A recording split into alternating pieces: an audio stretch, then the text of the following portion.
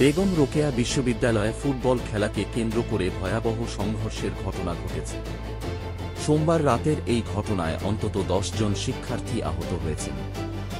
জানা গেছে, 2 সপ্তাহ আগে অনুষ্ঠিত একটি আন্তঃবিভাগীয় ফুটবল ম্যাচ থেকেই বিরোধের সূত্রপাত হয়।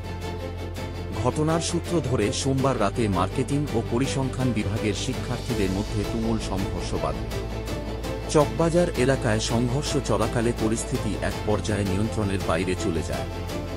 খবর পেয়ে বিশ্ববিদ্যালয়ের উপাচার্য প্রফেসর শওকত আলী ঘটনাস্থলে পৌঁছে নিজ হাতে পরিস্থিতি শান্ত করেন। বিশ্ববিদ্যালয় প্রশাসনের পক্ষ থেকে জানানো হয়েছে, প্রাথমিক তদন্তে জড়িত থাকার প্রমাণ মেলায় 8 জন শিক্ষার্থীকে বহিষ্কার করা হয়েছে। একই সঙ্গে ঘটনার কারণ ও পেছনের পরিকল্পনা খতিয়ে দেখতে 5 সদস্যের তদন্ত কমিটি গঠন করা হয়েছে। প্রশাসন জানিয়েছে, ক্যাম্পাসের শিক্ষার্থীদের নিরাপত্তা ও শৃঙ্খলা বজায় রাখতে কঠোর ব্যবস্থা নেওয়া হবে। তবে ছাত্রদের একাংশ বলছে, প্রশাসনের এই সিদ্ধান্ত একপেশে এবং তারা পুনর্বিবেচনার দাবি তুলেছেন।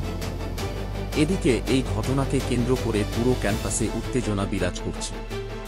বিশ্ববিদ্যালয়ের আবাসিক এলাকাগুলোতে বাড়ানো হয়েছে নিরাপত্তা এবং নজরদারি। অনেকেই বলছেন, এমন অনাকাঙ্ক্ষিত ঘটনায় বিশ্ববিদ্যালয়ের ভাবমূর্তি মারাত্মকভাবে ক্ষতিগ্রস্ত হয়েছে। পরবর্তী আপডেট পেতে আমাদের চ্যানেলটি সাবস্ক্রাইব করুন।